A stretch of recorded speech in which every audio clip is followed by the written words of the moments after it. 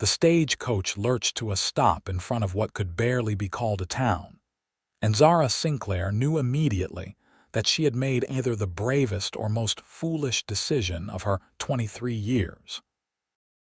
Terlingua, Texas stretched before her like a wound in the earth, all dust and desperation under the merciless June sun of 1878. The buildings leaned against each other as if too weary to stand alone, their wood bleached gray by wind and sun. Men with hard eyes and harder guns watched her step down from the coach, their gazes trailing over her simple traveling dress and the 2 trunks that contained everything she owned. "You sure about this, miss?" the driver asked, his weathered face creased with concern. "This ain't no place for a lady, especially not alone." Zara lifted her chin, ignoring the way her heart hammered against her ribs. "I am certain. Thank you for your concern." The driver shook his head but said nothing more, hefting her trunks down onto the dusty street before climbing back onto his perch. Within moments, the stagecoach was rattling away, leaving her standing alone in the middle of a town that looked like God himself had forgotten it existed. She had come to Terlingua because the mining company needed a schoolteacher. The letter had been brief, almost curt, but it had offered room and board plus a salary that would allow her to save money. More importantly, it was 300 miles from Philadelphia and the scandal that had driven her west. Her engagement to a prominent banker's son had ended when she discovered he already had a wife and 3 children in Boston. The shame had been crushing, made worse by society's whispers that suggested she should have known, should have been less naive, should have settled for being a kept woman rather than demanding honesty. So she had answered the advertisement, packed her belongings, and traveled for 2 weeks to reach this desolate corner of Texas, where mercury mining had drawn men seeking fortune and brought only hardship. A man emerged from the largest building on the street, which bore a crooked sign declaring it the Silver Strike Saloon. He was tall and lean, dressed in black except for a red vest, his hat pulled low over his eyes. A silver star was pinned to his vest, though it hung slightly crooked. "You the teacher?" he called out, not bothering to approach. "I am. Miss Zara Sinclair, Sheriff Dalton. You got papers." She retrieved the letter from her reticule and walked toward him, her boots kicking up small clouds of dust with each step. He barely glanced at the letter before nodding. "Schoolhouse is that building there." He pointed to a structure that looked like a strong wind might topple it. "Nobody's used it for near about 2 years. Last teacher left after 3 weeks. Before that, the one before him lasted a month. What happened to them?" The sheriff's mouth twisted into something that might have been a smile or a grimace. "They got educated about what kind of town this really is. Mining camp, more like. Most folks here are running from something or too desperate to care about running. Law is what I say it is, and I say only enough to keep the mine owners happy. Kids around here are wild as coyotes. Parents, if they got any, are too busy trying to survive to care much about schooling. Nevertheless, I intend to fulfill my contract. Your funeral." He turned to walk away, then paused. "Word of advice. Stay out of the saloons, don't walk around after dark, and don't trust nobody, especially not the cowboys that drift through. They are worse than the miners." With that cheerful welcome, he disappeared back into the saloon. Zara stood alone in the street, suddenly aware of how exposed she was. Several men had stopped their activities to watch her, their expressions ranging from curiosity to something that made her skin crawl. She gathered her courage, picked up the smaller of her 2 trunks and walked toward the schoolhouse. The building was worse inside than out. Dust lay thick over everything, broken glass littered the floor, and something had made a nest in the corner that she did not want to examine too closely. There were rough benches that might once have served as desks, a crooked table at the front, and a blackboard so scratched and damaged it was nearly unusable.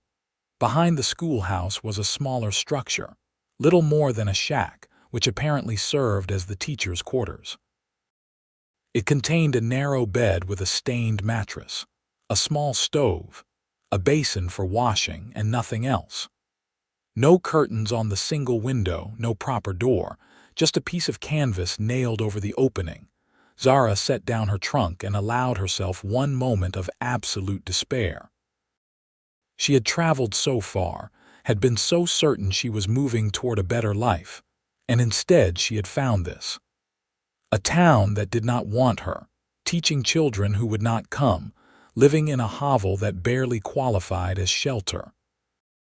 Then she thought of Philadelphia, of the pitying looks and whispered gossips, of her former fiancé's wife appearing at her door to tell her in cold, clipped tones exactly what kind of fool she had been.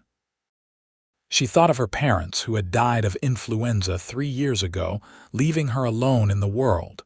She had nothing to go back to, only forward. She rolled up her sleeves. By nightfall, she had swept the schoolhouse and her quarters, washed the windows with water she hauled from the town's single well, and arranged her few belongings to make the shack feel slightly less hopeless. Her hands were blistered, her dress was filthy, and she was so exhausted she could barely stand, but the schoolhouse was clean. Tomorrow, she would see about getting glass for the broken windows and proper supplies for teaching. She was attempting to light the temperamental stove when she heard footsteps outside. Her heart jumped into her throat. The canvas door covering provided no protection whatsoever. "Miss Sinclair." The voice was male, deep, and cautious. "Yes, I brought some food. Figured you might not have had time to get provisions yet." She pulled back the canvas to find a man standing in the twilight, holding a covered basket. He was perhaps 26 or 27, with dark hair that needed cutting and eyes the color of steel. He wore dusty work clothes and a gun belt, the revolver sitting low on his hip in the manner of someone who knew how to use it. Despite the weapon and his rough appearance, his face was open, almost kind. "I am sorry, I do not know you," Zara said carefully. "Name's Isaac Vance. I work as a ranch hand for the Carson Spread, about 5 miles north of here. Also do some work for the mining company when they need it. Saw you arrive today." He held out the basket. "My mother, before she passed, she always said a person's first night in a new place shouldn't be spent hungry. So I thought I would bring you something." Zara hesitated, remembering the sheriff's warning, but the smell coming from the basket made her stomach growl audibly. She had not eaten since early morning. "That is very kind of you, Mr. Vance. Isaac's fine." He handed her the basket and their fingers brushed briefly. His hands were calloused, marked by hard work. "There's some bread, cheese, dried beef, and apples in there. Should hold you until you can get to the supply store tomorrow. Thank you, truly." She meant it. The gesture, small as it was, felt like the first welcome she had received. He nodded, settling his hat more firmly on his head. "You should know, Miss Sinclair, that the sheriff was right about this town. It is rough, but there are some decent folks here too. If you need anything, you can leave word at the saloon and someone will get it to me." The sheriff told me to stay out of the saloons. For the first time, Isaac's serious expression cracked into a small smile. "Smart advice for a lady, but the bartender, Gus, he is all right. He will pass along a message without you having to set foot inside." "I will remember that." Isaac touched the brim of his hat in farewell and turned to go, but something made Zara call out, "Mr. Vance, Isaac, why did you really come here tonight?" He paused, his back to her, and was silent for a long moment. When he spoke, his voice was quiet. "Like I said, my mother always believed in welcoming strangers with kindness. But also, I heard the miners talking in the saloon this afternoon. Some of them had ideas about paying you a visit tonight."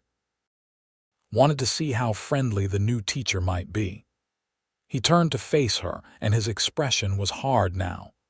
I made it clear that would be a mistake, but just to be sure, I will be sleeping in the schoolhouse tonight. You won't even know I am there. But I will be close enough to hear if you need help. Zara's throat tightened.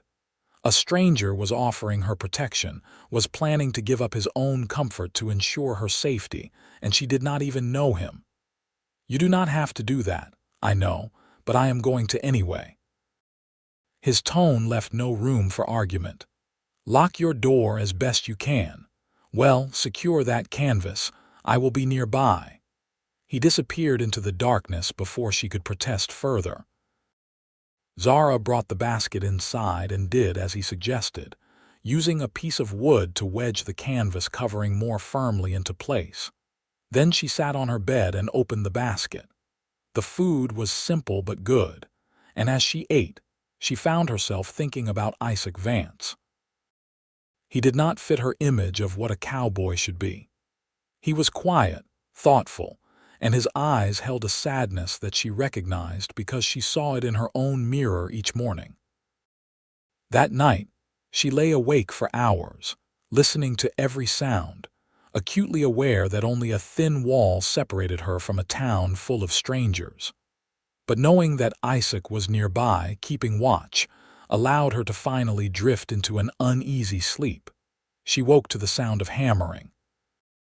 The sun was barely up, painting the sky in shades of pink and gold, and someone was making an enormous racket. Zara quickly washed her face and hands, changed into a fresh dress, and emerged to find Isaac working on the schoolhouse. He had already replaced 2 broken window panes and was securing a proper wooden door to her quarters. "Good morning," she called out. He looked up, and she noticed that exhaustion lined his face. He had not slept. "Morning. I figured you could use a real door." "This was left over from a building project at the ranch. Nobody will miss it. You have been up all night." "I have had less sleep for worse reasons."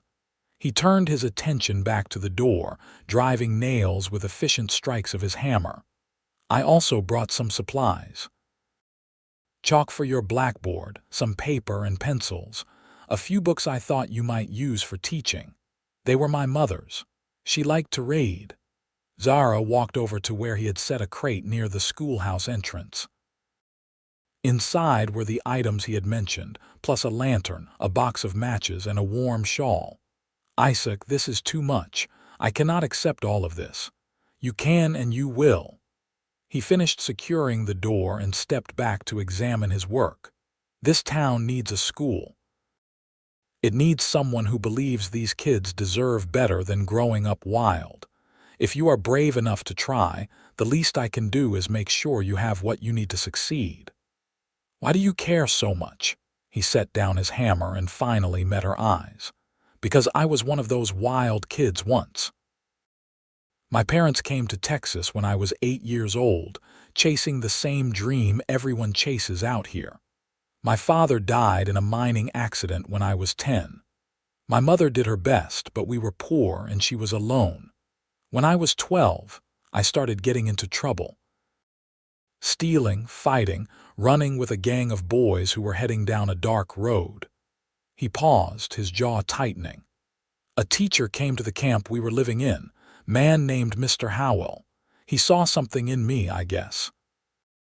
Took time to teach me to read properly, to do figures, to understand that I had choices. He only stayed a few months before he moved on, but it was enough. Changed the direction of my whole life. What happened to him? Do not know, never saw him again, but I never forgot what he did for me." Isaac picked up his tools. "So when I heard a teacher was coming to Terlingua, I decided that if I could help, I would. These kids deserve the same chance I got." Zara felt something shift in her chest, a warmth spreading through her that had nothing to do with the rising sun. "Thank you, Isaac." "For everything." He nodded, clearly uncomfortable with her gratitude, and gathered his things. "I need to get to the ranch for work, but I will come by this evening to check on you. In the meantime, go to the supply store and tell Edgar that I sent you. He will give you fair prices and extend you credit if you need it. I have some money. Save it. Teaching in Terlingua does not pay much and you will need every penny." He started to leave, then turned back. "Miss Sinclair, do not let anyone push you around. This town respects strength, nothing else. You show them you are not afraid and they will leave you alone. And if I am afraid," his steel gray eyes softened slightly, "then you pretend you are not. Eventually, the pretending becomes real." He left, and Zara stood alone in the morning light, watching him ride away on a sturdy bay horse that had been tethered behind the schoolhouse. She touched the new door on her quarters, solid wood with a real latch and lock. Isaac had given her safety, supplies, and something even more precious. Hope that her mission here might actually mean something. She spent the morning visiting the few businesses in Terlingua. The supply store was run by Edgar, a gruff man with a wooden leg who thawed considerably when she mentioned Isaac's name. He helped her select basic food supplies, a few items for her quarters, and promised to find her more school supplies by the end of the week. "Isaac Vance is good people," Edgar told her as he tallied her purchases. "Honest worker, keeps his word. If he is looking out for you, you are in good hands. How long has he been in Terlingua?" "About 4 years, I reckon. Came down from North Texas. Works hard, keeps to himself mostly. Sends money back to his sister and her kids. She was widowed young." Edgar wrapped her purchases in brown paper. "He is the kind of man this town needs more of, truth be told." Zara left the store with her arms full and her mind churning.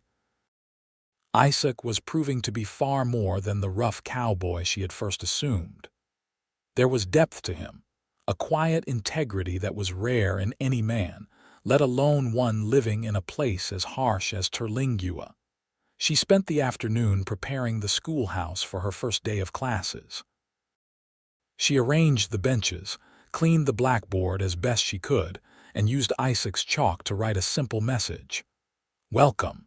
Learning begins tomorrow at 8 a.m. All children welcome."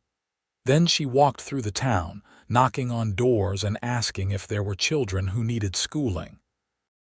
The responses ranged from indifferent to hostile. Many families did not see the point of education when their children's hands were needed for work. Others were so ground down by poverty and hardship that school seemed like a luxury they could not afford to consider. But a few, just a few, showed a flicker of interest. A Mexican woman with 3 children listened carefully and promised to send her eldest, a girl of 9. A widowed miner with 2 boys said he would think about it. A family living in a tent at the edge of town seemed grateful just to be asked. By evening, Zara was exhausted but cautiously optimistic. She returned to her quarters to find Isaac waiting by the schoolhouse, holding the reins of his horse. "How was your first day as a teacher in Terlingua?" he asked, challenging, but not hopeless. She found herself smiling. "I think I might have a few students tomorrow. That is more than the last teacher managed." He pulled a canteen from his saddle. "Brought you water from the well. The pump here is not reliable." They walked together to her door and Zara hesitated before going inside. "Would you like some supper?"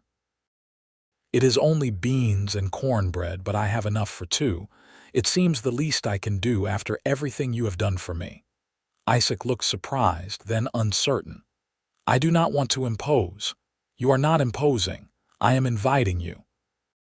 She opened her new door, ridiculously pleased with how smoothly it swung on its hinges.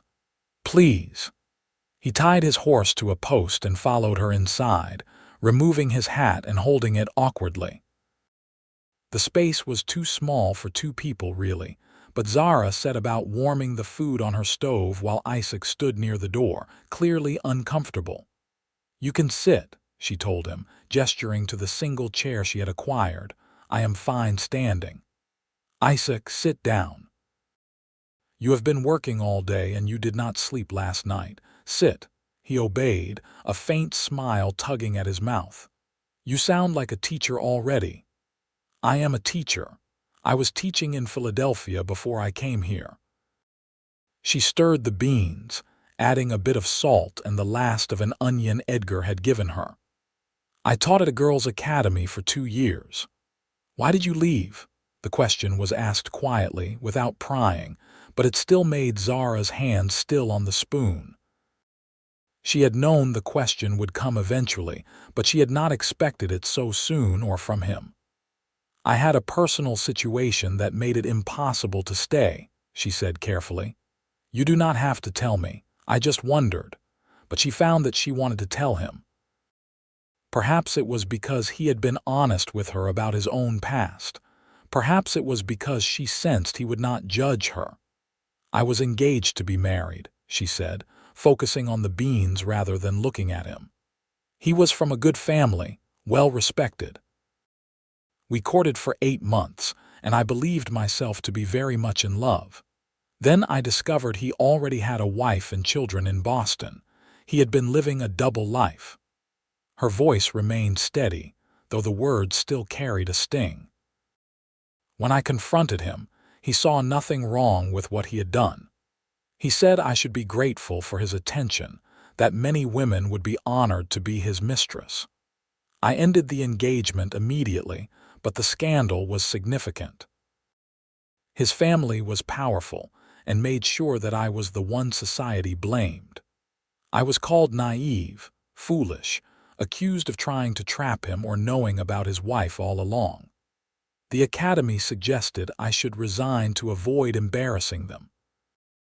So I looked for a place far away from Philadelphia and all its hypocrisies. She finally looked up to find Isaac watching her with an expression that made her breath catch. There was anger there, but not directed at her. Anger at the man who had lied to her, at the society that had blamed her for being lied to. He was a fool, Isaac said quietly, and everyone who blamed you was worse than a fool. Thank you for saying that. I am not just saying it, I mean it. He leaned forward, his elbows on his knees. You deserve better than what happened to you, Miss Sinclair. You deserve a lot better. So do you, she found herself saying. You deserve better than sleeping on the floor of a schoolhouse to protect a stranger. You are not a stranger anymore. The words hung in the air between them, weighted with meaning neither of them was quite ready to examine.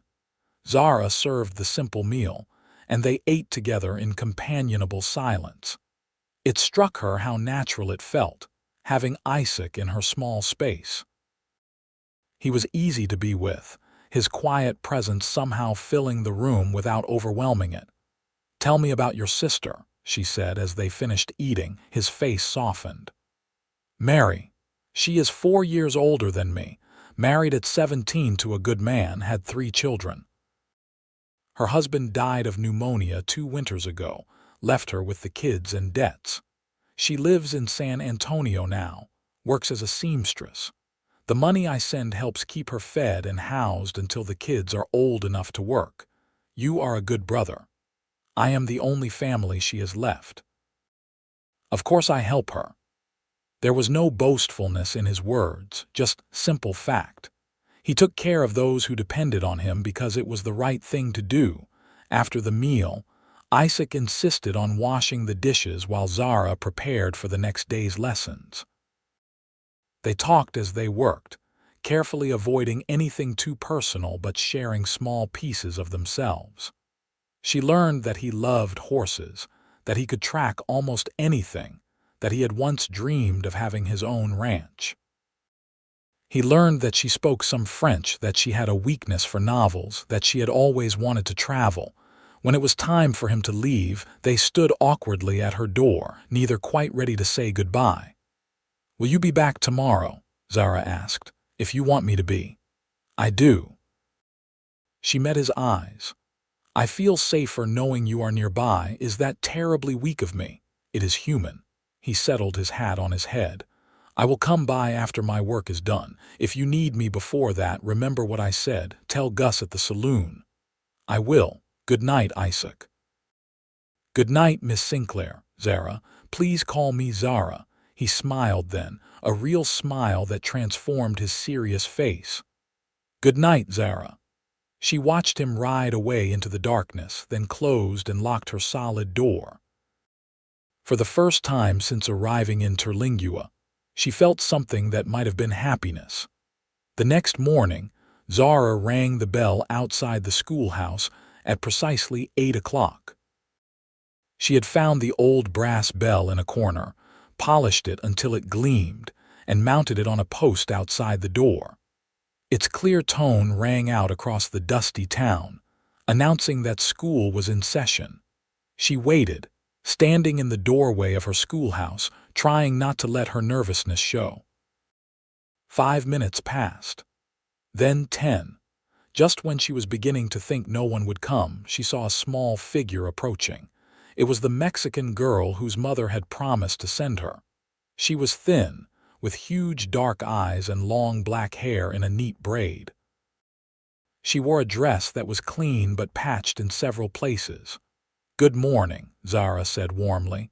"What is your name?" "Rosa Martinez, miss. My mama said I should come to school." "I am so glad you are here, Rosa. Come in and choose a seat." Rosa entered shyly, selecting a bench in the middle of the room. A few minutes later, 2 more children arrived, the miners' sons, rough boys of 7 and 9 who looked like they had been scrubbed clean under protest. Then came 3 more, children of various ages and backgrounds, all nervous, all curious. By 9 o'clock, Zara had 7 students. It was not many, but it was a beginning. She spent the morning assessing their abilities. Rosa could read a little in Spanish, but not English. The boys could barely read at all. 2 of the other children knew their letters. The oldest student, a 13-year-old boy named Thomas, was sullen and clearly did not want to be there, but he could read quite well. Zara quickly realized she would need to teach multiple levels simultaneously. It would be challenging, but she had done it before at the academy with the younger girls. She divided them into groups and set about creating lessons that would engage each level. For the younger ones, she focused on letters and basic words. For the older students, she gave them passages to read from the books Isaac had provided. The morning passed quickly. Some of the children were eager to learn. Others were resistant, testing her boundaries, seeing if she would give up like the previous teachers. Zara remained firm but kind, enforcing rules while also making the lessons as interesting as possible. At noon, she dismissed them with instructions to return the next day. They scattered quickly, most running back to whatever work awaited them. Zara sat down on one of the benches, suddenly exhausted. Teaching in a rough mining town was entirely different from teaching wealthy girls in Philadelphia, but there was something satisfying about it too. These children needed education desperately. Without it, they had little hope of escaping the hard life that awaited them in places like Terlingua. She was eating a simple lunch when she heard raised voices outside. She went to investigate and found Thomas, her oldest student, facing off with 3 teenage boys who looked like they had never seen the inside of a schoolhouse. "Look at you, sitting in school like a little baby," one of them jeered. "What you need reading for? You gonna be a miner like your pa, and miners do not need books." "Leave me alone, Jake," Thomas said, his fists clenched. "Make me." Jake, who was bigger than Thomas by a good margin, shoved him hard. Zara did not think. She stepped forward, placing herself between Thomas and his tormentor. "That is enough." Jake looked at her with contempt. "This is not your business, lady. This is entirely my business. Thomas is my student, and I will not tolerate anyone harassing him. Now move along." "Or what? You gonna make me?" Jake stepped closer, trying to intimidate her with his size. Zara's heart was pounding, but she remembered Isaac's advice. Show no fear. or I will speak to your employer at the mine and suggest that someone who spends his day harassing children might not be trustworthy in the tunnels.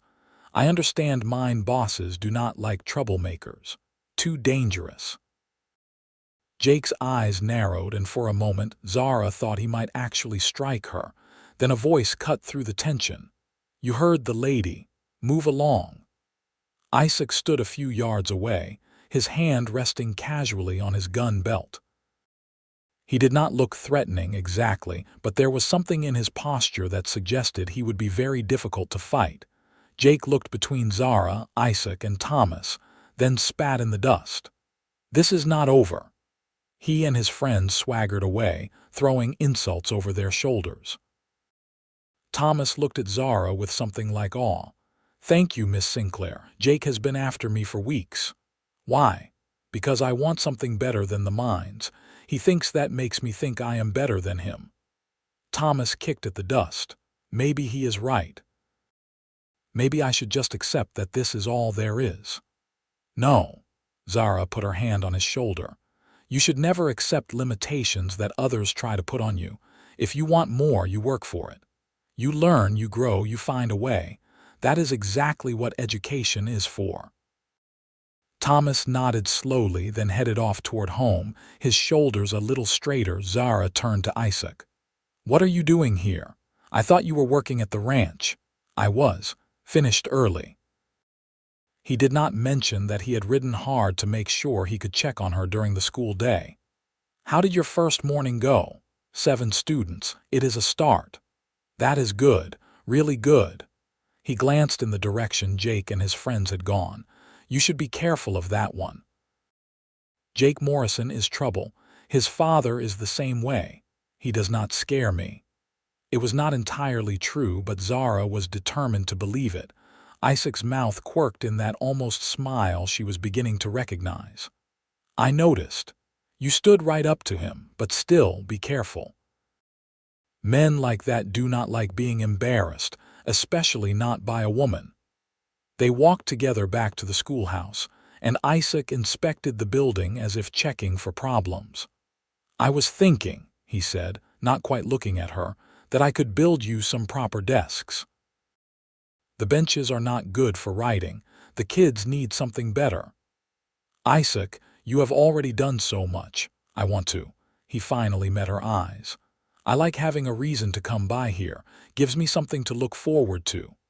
The honesty of the statement made Zara's breath catch. "I like having you come by too," she admitted quietly. For a moment, they simply looked at each other, and Zara felt something shift between them. It was too soon to call it attraction, too fragile to name, but it was there nonetheless.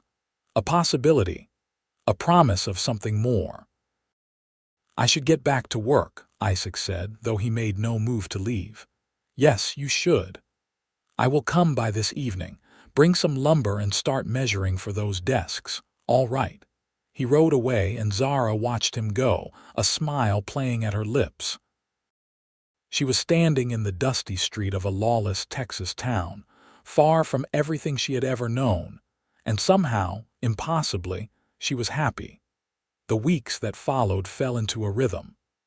Zara taught each morning, gradually gaining more students as word spread that she was serious about staying. Isaac came by every evening, sometimes to work on the schoolhouse, sometimes just to talk. They never ran out of things to say to each other, and the silences between words grew increasingly comfortable. He built the desks, sturdy and well-crafted. He repaired the schoolhouse roof when the first summer storm revealed multiple leaks. He brought her books, supplies, anything he thought she might need. In return, she cooked meals for him, mended tears in his shirts, and listened when he talked about his dreams for the future. They were becoming friends, but both of them knew it was more than that. It showed in the way Isaac's eyes lingered on her face, in the way Zara found herself watching for his arrival each evening. It showed in how they unconsciously gravitated toward each other, how their hands would brush accidentally on purpose, how they both looked for reasons to extend their time together. But neither of them spoke of it. Zara because she was still healing from betrayal and wary of trusting her heart again. Isaac because he believed he had nothing to offer a refined woman from Philadelphia beyond protection and hard work. Then came the day that changed everything. It was mid-August, and the heat was oppressive. Zara dismissed school early because the children were wilting in the stifling classroom. She was in her quarters, changing into a cooler dress, when she heard shouting from the main street. She looked out her window to see a crowd gathering. In the center of it, Sheriff Dalton had a young Mexican man by the arm, roughly dragging him toward the jail. "What is happening?" Zara asked a woman standing nearby. "They say Manuel Garcia stole from the mining company. They caught him with silver he could not account for." Zara recognized the name. Manuel was Rosa's older brother, a quiet young man of 19 who worked in the mines. She knew from Rosa that he sent most of his wages home to help support his mother and siblings. "They are going to hang him," another voice said, almost gleefully. "Make an example." "What? Without a trial?" The man who had spoken laughed. "Lady, this is Terlingua. We do not need trials. Sheriff says he is guilty, that is good enough." Zara pushed through the crowd, her heart racing. She knew she should not get involved, that drawing attention to herself was dangerous, but she could not stand by and watch an injustice. "Sheriff Dalton," she called out. The sheriff turned, irritation clear on his face. "This is not school business, Miss Sinclair. That man's sister is my student. What evidence do you have against him? Found silver ore in his pockets. That is all the evidence I need." "Did you ask him how it got there?" Manuel spoke for the first time, his voice desperate. "I am being set up, Miss Sinclair. I found that ore in my jacket this morning. Someone put it there. I would never steal. I have been working in the mines for 2 years with no problems." "He is lying," a voice called from the crowd. Zara turned to see Jake Morrison, the boy who had harassed Thomas, standing with several other men. His father, a large man with mean eyes, stood beside him. "Everyone knows Mexicans are thieves." "That is a vile thing to say," Zara shot back, "and completely untrue." "You calling my boy a liar?" Morrison Sr. stepped forward, his face darkening. "I am saying that hanging a man without a proper investigation is murder, nothing less." Zara's voice rang out clearly. "If he stole, there should be witnesses, proof beyond a convenient pocket full of ore. If you proceed with this, you are no better than the lawless men you claim to protect this town from." "The lady has a point," a voice said from the back of the crowd. Isaac pushed his way forward, his expression hard. "I know Manuel Garcia. He is a good worker, honest. This does not make sense." "Since when do you care about what makes sense, Vance?" Sheriff Dalton said. "This is official business." "Official murder, you mean?" Isaac stood beside Zara, and she felt strength in his presence. "You hang this boy without proof, and you will have to answer for it. Maybe not today, but eventually. There are laws even out here." The sheriff looked between them, clearly weighing his options. The crowd had grown quiet, watching to see what would happen. Some faces showed sympathy for Manuel. Others showed only bloodlust. Finally, Dalton spoke. "Fine. We will hold him in the jail for 3 days. If we find proof he stole, he hangs. If not, he goes free. But I am telling you that ore did not walk into his pocket on its own. It was not justice, but it was better than immediate hanging." Manuel was dragged to the jail, protesting his innocence while his mother appeared in the crowd, weeping. Zara went to her, taking the older woman's hands. "I will do everything I can to help your son," she promised in her halting Spanish. "Mrs. Martinez clutched her hands, tears streaming down her weathered face. "Thank you, miss, thank you." As the crowd dispersed, Isaac pulled Zara aside. His expression was grave. "That was very brave, also very dangerous. You made enemies today." "I do not care. They were going to hang an innocent boy. You do not know he is innocent. Yes, I do. I have taught Rosa for 6 weeks now. I have heard her talk about her brother. He is the one who encouraged her to come to school, who wants a better life for his family. That is not the character of a thief. She looked at Isaac, needing him to understand. I could not stand by and do nothing. What kind of teacher would I be if I taught children about right and wrong, then stayed silent in the face of injustice? Something shifted in Isaac's expression, something that looked almost like wonder. You are remarkable, you know that. The compliment delivered so sincerely made warmth flood through her. I am just stubborn. That too. He smiled, then sobered. But you need to be careful now. The Morrisons are bad people. If they think you are in their way, they will come after you. Let them try. Zara. He caught her hand the first time he had deliberately taken it. I am serious. Please be careful. I will, I promise. She did not pull her hand away, and neither did he. They stood there in the dusty street, hands clasped, something unspoken passing between them. That evening, Isaac did not leave after checking on her as he usually did. Instead, he settled himself in the schoolhouse again. What are you doing? Zara asked from her doorway. Staying close tonight. I do not trust the Morrisons, and you put a target on your back today. You cannot keep sleeping on the floor to protect me. I can and I will. His tone brooked no argument. Zara wanted to protest, but truthfully, she was frightened. She had stood up to the mob on pure adrenaline, but now that the moment had passed, she realized how much danger she might have put herself in. Thank you, she said quietly. The next morning, Zara began investigating. She talked to minors, asking carefully casual questions about who had worked near Manuel, who might have had access to his belongings. She spoke with other Mexican workers, who told her that thefts had been blamed on their community before, always without proof. A pattern emerged. Each time someone Mexican was accused, the Morrison family had been involved in some way. And each time, silver ore that should have been turned into the company somehow went missing.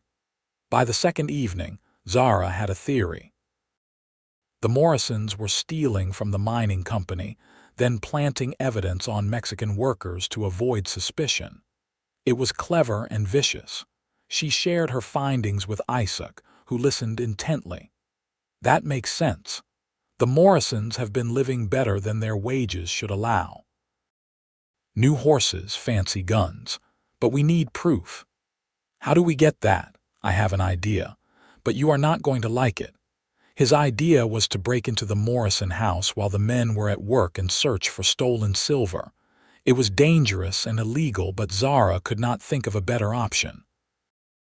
I will do it, Isaac said. You stay here. Absolutely not. I am coming with you. Zara, if we get caught, then we get caught together. That boy's life is at stake. I am not sitting safely at home while you risk everything. They argued for an hour, but Zara would not budge. Finally, Isaac relented with the condition that at the first sign of trouble she would run and not look back. The Morrison house was at the edge of town, a rough structure that was larger than most in Terlingua. They waited until midday when Jake and his father were known to be at the mines, then approached carefully. Isaac picked the lock on the front door with practiced ease, making Zara wonder about his past, but this was not the time for questions. They slipped inside, hearts pounding. The house was a mess, evidence of men living without a woman's influence. They searched quickly, carefully putting everything back as they found it. In the bedroom, hidden under a loose floorboard, they found it. Nearly 20 pounds of silver ore, along with a ledger detailing thefts going back 6 months. The Morrisons had been systematically stealing from the mine, then blaming others to cover their tracks. This is it, Isaac whispered, photographing the evidence with his eyes. This will save Manuel. They were about to leave when they heard voices outside. The Morrisons were returning early. Isaac grabbed Zara's hand and pulled her toward the back of the house. They slipped out the back window just as the front door opened. They ran, not stopping until they reached the relative safety of the schoolhouse. Both were breathing hard, and Zara realized she was shaking. Isaac pulled her into his arms, holding her tight. "You are safe," he murmured against her hair. "You are safe, I have got you." Zara clung to him, feeling his heart racing as fast as hers. Slowly, her fear transformed into something else, something that had been building between them for weeks.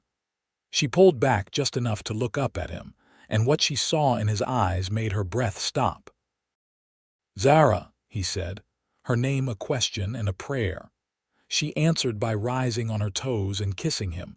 For a heartbeat, Isaac was frozen in surprise. Then he kissed her back with a hunger that matched her own. His arms tightened around her, pulling her closer, and Zara felt like she was falling and being caught simultaneously. When they finally broke apart, both were breathless. "I have wanted to do that for weeks," Isaac admitted, his voice rough. "So have I." "You have?" He sounded almost boyish in his surprise. "Yes, I tried not to. I was afraid of being hurt again, afraid of trusting someone new, but Isaac, you are nothing like him. You are good and honest and kind. You make me feel safe and seen," and she stopped, afraid of saying too much. "And what?" He cupped her face gently. "And loved," she whispered. "You are." His thumb brushed across her cheek. "I love you, Zara. I have for a while now, but I did not think I had the right to say it. You are educated, refined, from a good family. I am just a ranch hand with nothing to offer you but hard work and a rough life. You are offering me everything that matters. Loyalty, honesty, respect. You see me as I am, not as society wants me to be. You believe in my work, in my purpose here. That means more than any wealth or status." She smiled through sudden tears. "I love you too, Isaac Vance." He kissed her again, softer this time, full of promise and hope. When they parted, both were smiling. "We still have to save Manuel," Zara reminded him. "We will. Tomorrow we will tell the sheriff what we found. If he is smart, he will investigate properly. If not, we will take it to the mining company directly. They will not be happy about being stolen from." The next morning, they went to the sheriff with their information.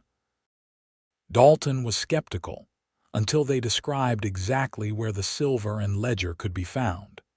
He could not ignore such specific claims without at least checking. With Isaac and several other witnesses, the sheriff searched the Morrison house. They found exactly what Zara and Isaac had said would be there. The Morrisons were arrested. Manuel Garcia was freed and his name cleared. The Mexican community in Terlingua, which had lived under constant suspicion, finally had proof that they had been scapegoated. Rosa hugged Zara fiercely when she came to school the next day, tears running down her young face. "You saved my brother. You saved my family. I will never forget." "You do not have to thank me, Rosa. It was the right thing to do." But many others did thank her. The Mexican families in Terlingua, who had been treated as outsiders and criminals, now saw her as an ally. More children came to the school. Parents who had been skeptical now believed that education might offer their children protection in a world that was often hostile to them. The school grew. By September, Zara had 17 students of various ages and backgrounds. The schoolhouse rang with voices reciting lessons, with laughter during recess, with the sound of children learning to read and write and think. Isaac continued to come by every evening. Now, though, his visits ended with kisses that made Zara's heart race and her knees weak. They talked about the future, carefully at first, then with growing confidence. "I have been saving money," Isaac told her one evening as they sat together watching the sunset. "In another year, maybe two, I will have enough to buy land, start my own ranch. It would not be much at first, but I am good with horses. I could make it work." "That sounds wonderful." I would need help, though. Running a ranch is not a one-person job. He took her hand, threading his fingers through hers. I would need a partner, someone smart and brave and stubborn enough to handle hard times. Are you asking me something, Isaac Vance? Not yet. It is too soon, and I have nothing to offer you right now but dreams and hard work. But someday, when I can give you the life you deserve, I am going to ask you properly, with a ring and everything. Zara turned to face him fully. I do not need you to wait until you have a ranch or money. I do not need a ring or a fancy proposal. I just need you, Isaac. Exactly as you are right now. You deserve better than a rushed proposal. I deserve honesty and love, which you give me every single day. She squeezed his hand. But I will wait if that is what you need. I am not going anywhere. He pulled her close, kissing her temple. I am the luckiest man in Texas. You definitely are, she agreed, making him laugh. As autumn approached, life in Terlingua began to change in small but meaningful ways. The school was now an established part of the town, and Zara had gained respect from even those who had initially opposed her. She was not just the teacher anymore.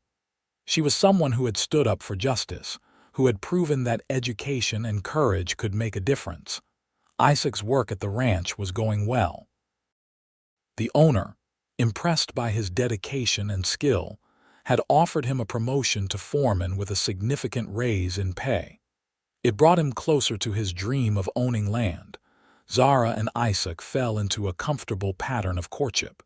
He would arrive each evening, and they would have supper together. Then they would walk together through the cooling desert air, talking about everything and nothing. Sometimes he would stay to help her prepare lessons. Other times they would simply sit together, content in each other's presence. The town noticed, of course. Gossip spread about the teacher and the cowboy, but it was mostly friendly. They made an odd pair in some ways, the educated woman from Philadelphia and the rough-around-the-edges ranch hand, but anyone who saw them together could see how well they fit. On a cool evening in late October, after the students had gone home, Isaac arrived at the schoolhouse carrying something wrapped in cloth. He looked nervous in a way Zara had never seen before. "What is that?" she asked. "Open it." She unwrapped the cloth to reveal a carved wooden box, beautiful in its simplicity. Inside, nestled on a bed of cotton, was a ring. It was not fancy, just a simple silver band with a small turquoise stone, but it was lovely.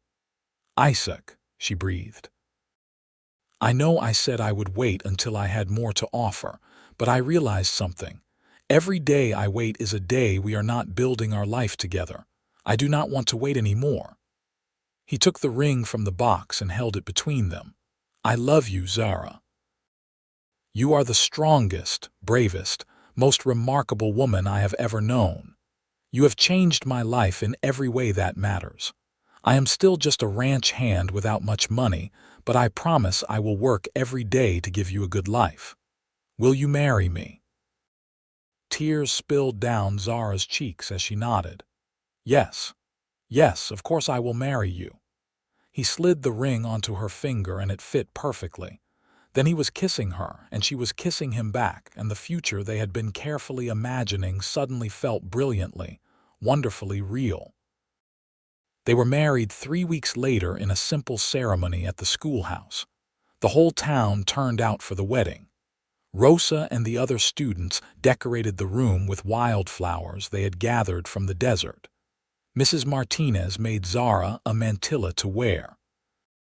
Edgar from the supply store stood as Isaac's witness, and a kind woman named Betty who helped at the saloon stood as Zara's. The sheriff, surprisingly, officiated. He had softened toward them after the Morrison incident, appreciating that they had helped uncover corruption rather than let an innocent man hang. Zara wore a simple blue dress, the nicest she owned.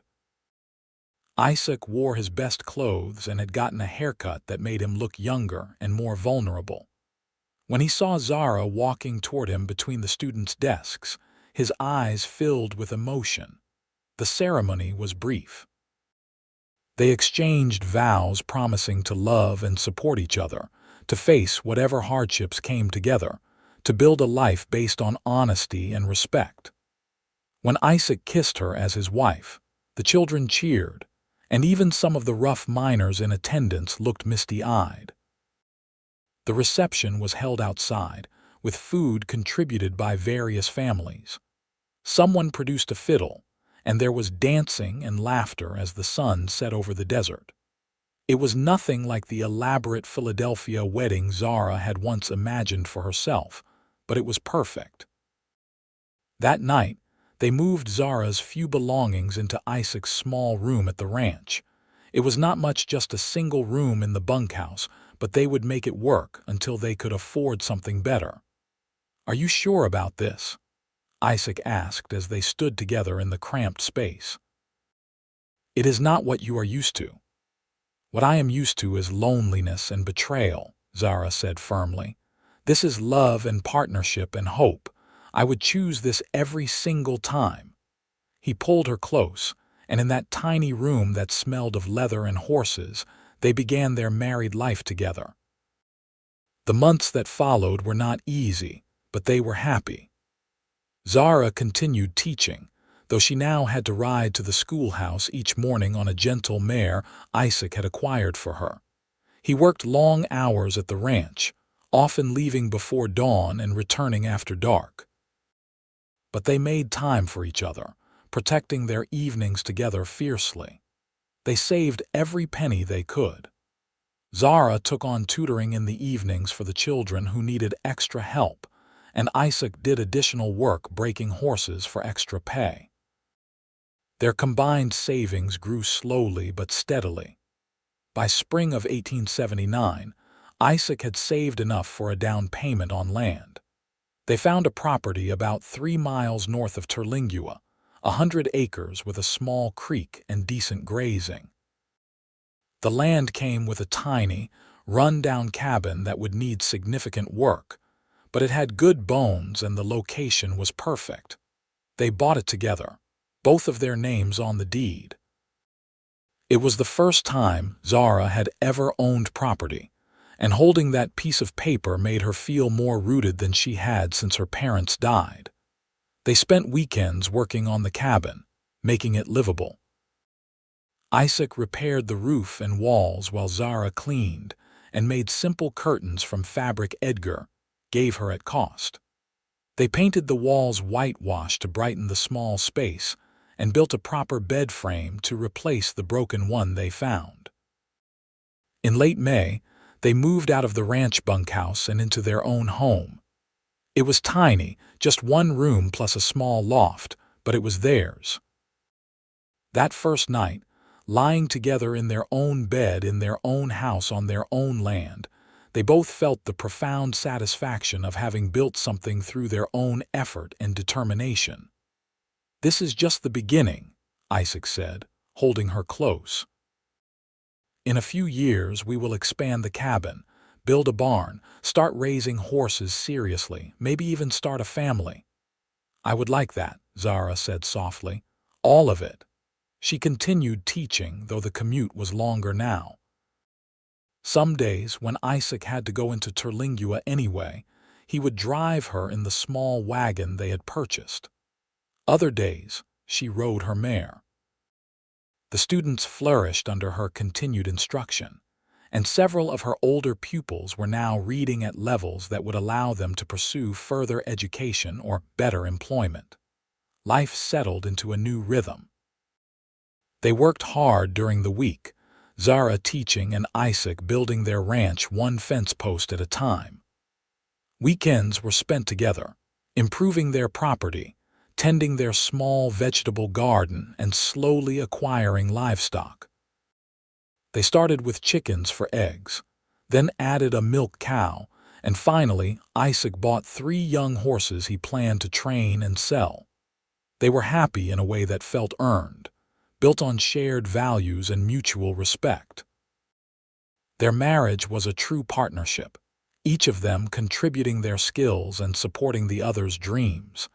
In the fall of 1879, Zara discovered she was pregnant. The news filled her with joy and terror in equal measure. She had always wanted children, but giving birth on the frontier was dangerous. Many women died in childbirth, and good medical care was scarce in places like Terlingua. When she told Isaac, he went pale, then pulled her into his arms and held her like she was made of glass. "We will get through this," he promised. "I will take care of you, whatever you need." "I need you not to treat me like I am breakable," she said, though she leaned into his embrace. "Women have been having babies since the beginning of time. I am strong. We will be fine."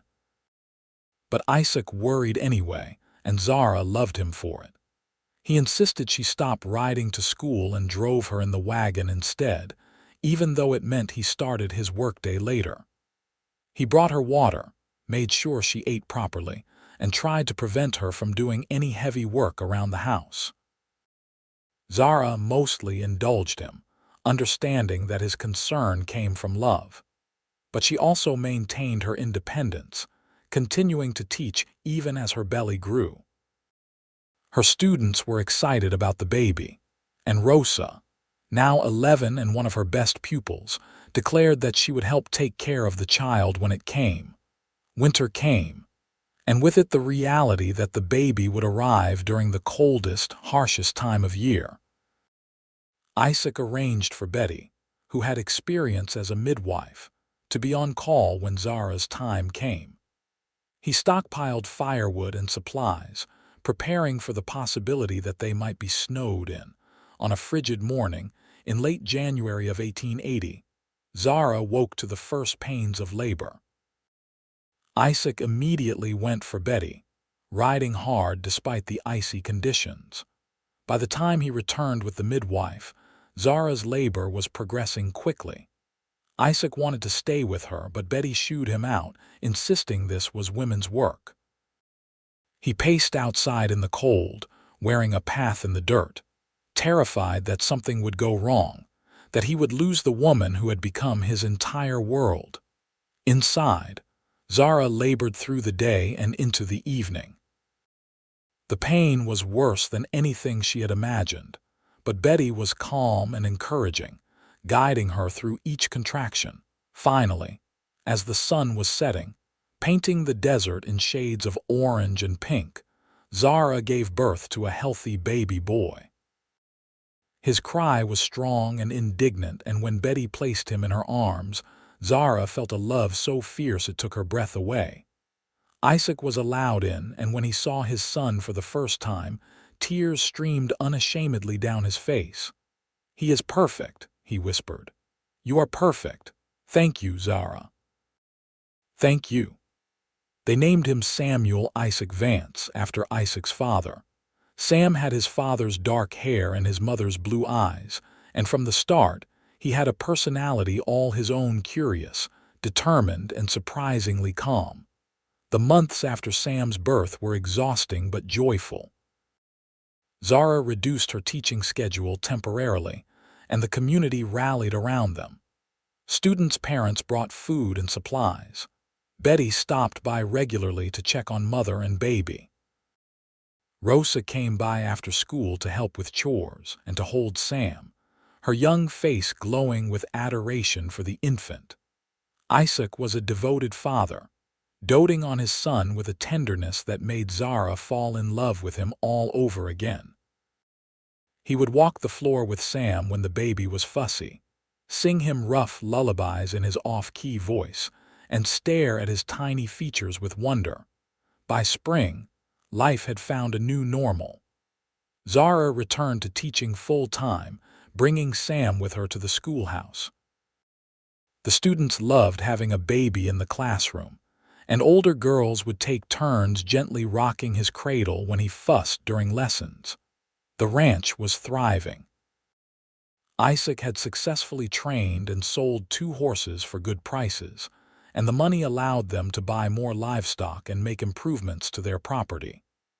They expanded the cabin, adding a separate bedroom and a larger kitchen. Years passed in this way, filled with hard work and deep contentment. Sam grew into a bright, energetic boy who loved horses as much as his father did.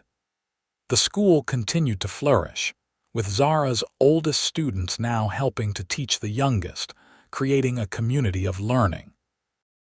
In 1882, Zara gave birth to their second child, a daughter they named Anna Rose, after Isaac's mother and Zara's favorite student. She had her mother's auburn hair and her father's serious gray eyes. Their ranch had grown to 200 acres, with a proper barn, a bunkhouse for the ranch hands Isaac now employed, and an expanded house that was finally starting to feel spacious. They raised and trained horses, developing a reputation for quality that brought buyers from as far as San Antonio. The schoolhouse had been rebuilt with funding from the now successful mining company and community donations. It was larger, sturdier, with real windows and a good stove. Zara had an assistant teacher now, a young woman named Clara who had been one of her first students and had gone on to get formal training. Thomas, the boy Zara had defended from bullies, graduated from her school and left for college in Austin. He wrote regularly, telling her that he was studying law and planned to return to help underserved communities in West Texas. Rosa had become a teacher herself, taking over a small school in a neighboring town. Manuel Garcia, whose life Zara and Isaac had saved, managed the accounts for their ranch. He was meticulous and honest, and his family had become close friends. On a warm evening in May of 1885, Zara and Isaac sat on the porch of their home, watching their children play in the yard. Sam was 7 now, already skilled at riding and helping with the horses. Anna was 3, talking constantly and following her older brother everywhere. "You remember that first day you arrived in Terlingua?" Isaac asked, reaching over to take Zara's hand. "I thought I had made the worst mistake of my life," she admitted. "The town looked like the end of the world." "I was terrified. I am glad you stayed." "Me too, though it was not really the town that made me stay." She smiled at him. "It was a certain cowboy who brought me food and built me a door and made me feel like maybe I belonged here after all." "I fell in love with you that first week," Isaac confessed. "You were so brave, so determined. You stood in that dusty street with your chin up and your eyes blazing, and I thought I had never seen anyone so beautiful." "I fell in love with you too, slowly at first, then all at once." Zara squeezed his hand. "You became my protector, and then you became my everything. And you became mine." They sat in comfortable silence, watching the sun set over the land they had built together. The ranch was prosperous. The school was successful. Their children were healthy and happy. They had created a life that neither of them could have imagined in those early days in Terlingua. "I have been thinking," Isaac said carefully. "What if we expanded the school, built dormitories so children from farther away could attend? We have the resources now, and there are so many kids in these small mining towns who have no access to education." Zara's eyes lit up. "That is a wonderful idea. We could hire more teachers, offer more advanced classes, maybe even prepare students for college. We could call it the Terlingua Academy." "I love it." They began planning immediately, excited about this new chapter. Over the next 2 years, they built the academy. It was a large complex with classrooms, dormitories, a library, and even a small chapel. They hired 5 additional teachers and opened the school to any child in West Texas who wanted an education, regardless of their ability to pay. The academy became Isaac and Zara's greatest legacy.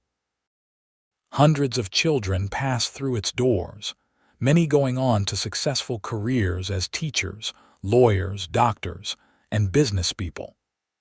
They provided opportunities that would have been impossible otherwise, breaking cycles of poverty and illiteracy.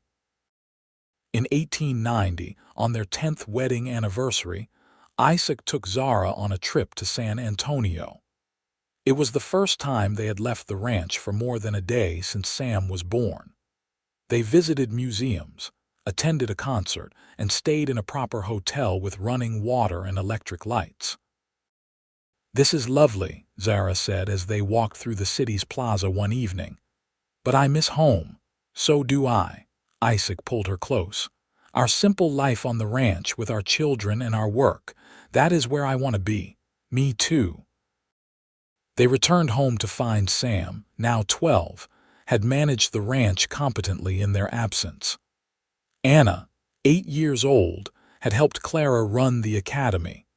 Their children were growing into capable, confident people, and Isaac and Zara could not have been prouder.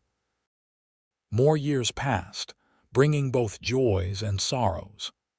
Isaac's sister Mary came to visit with her grown children, now thriving thanks in part to the money Isaac had sent faithfully for years. They stayed for a month, and Mary wept with gratitude for the brother who had never forgotten her. Betty, who had delivered both their children and become a dear friend, passed away peacefully in her sleep at 72. The entire town mourned her, and Zara spoke at her funeral about how Betty had welcomed her to Terlingua with kindness when few others had. The ranch continued to grow, now employing 10 full-time workers and spanning 500 acres. They shipped horses all over Texas and even to California and Colorado. Their brand, a simple V for Vance, became known as a mark of quality. The academy flourished beyond their wildest dreams. By 1895, it had 12 teachers, over 200 students, and a waiting list. Graduates were attending universities across the country. Several had become teachers themselves, spreading education into even more remote areas. Sam, now 17, announced that he wanted to study veterinary medicine. He had always loved animals and had a gift for working with sick or injured horses. Isaac and Zara were supportive, though they would miss him terribly when he left for school. Anna, 13, was already teaching classes at the academy for younger children. She had inherited her mother's passion for education and her father's steady determination. On a cool evening in October of 1895, Isaac and Zara took one of their regular walks around their property. They had developed this habit years ago and maintained it even now, using the time to talk and simply be together. "We have built a good life," Isaac said, looking out over the land that had once been nothing but scrub and dreams. "We have," Zara agreed, "better than I ever imagined possible." "Do you ever regret leaving Philadelphia, giving up the life you could have had there?" "Never, not even for a moment." She leaned against him. "That life was never really mine, it was just what was expected of me. This life, the one we built together, this is mine, this is us." "I love you, Zara Vance, just as much today as I did when I first built you that door." "I love you too, Isaac. You were my protector when I needed one, my partner in everything we have accomplished, and my love for all time." They stood together in the fading light, surrounded by the evidence of their shared life.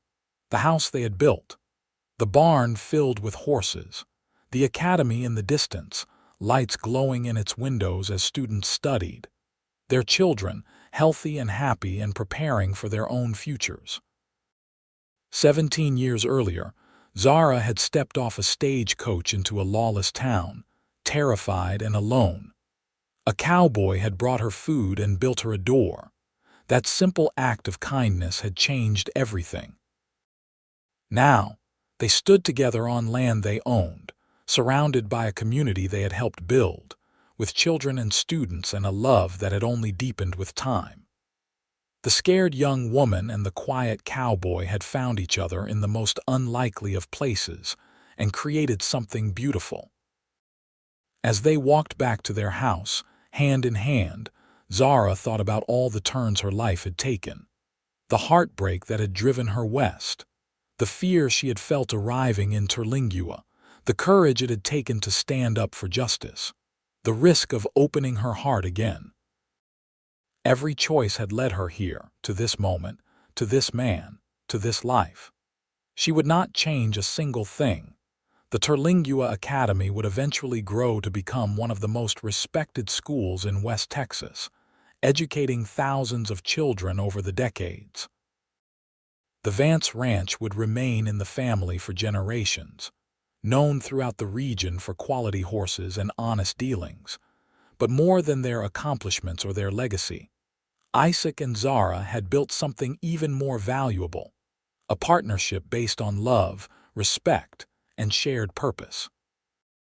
They had proven that even in the harshest circumstances, with courage and determination, two people could create not just a life but a home, not just survival but joy. Sam went on to become a successful veterinarian, eventually returning to West Texas to establish a practice that served ranchers and farmers across 3 counties. He married a teacher from the academy, and they had 4 children who grew up on the land their grandparents had homesteaded. Anna took over running the academy when Zara finally retired at 65. She expanded it further, adding a high school curriculum and eventually a 2-year teacher training program. She never married, dedicating her life to education, but she was beloved by thousands of students who called her Miss Anna and credited her with changing their lives. Isaac and Zara lived to see their grandchildren grow, to celebrate their 50th wedding anniversary, and to watch their small ranch and humble school become institutions that shaped the entire region. They grew old together, their love deepening into something comfortable and unshakable.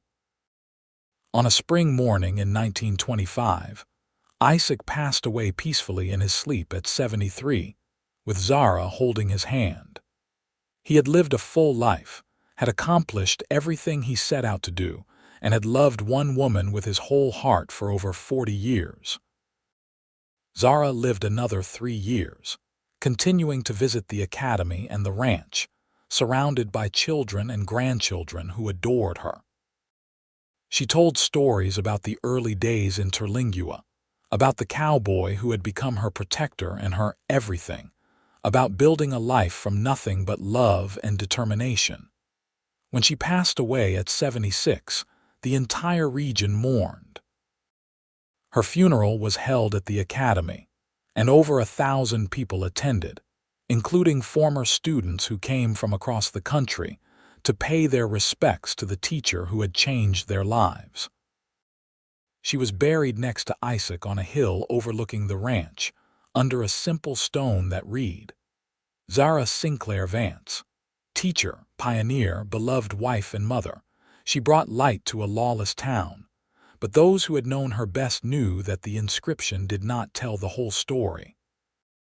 She had not just brought light to Terlingua. She had found it there in the form of a quiet cowboy with kind eyes and a good heart.